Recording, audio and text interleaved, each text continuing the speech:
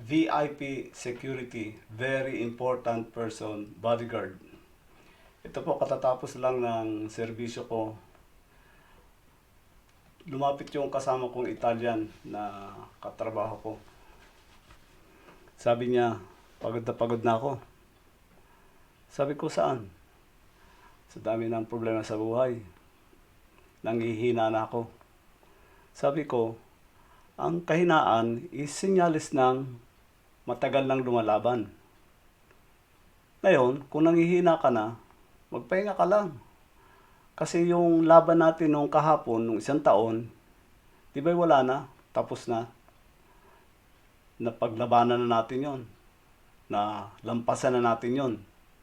Ngayon, ibang laban naman. Pahinga ka lang.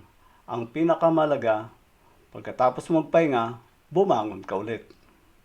At tandaan mo, habang may buhay, ang laban hindi natatapos. Araw-araw may laban. Kaya ngumiti lang kayo. God bless.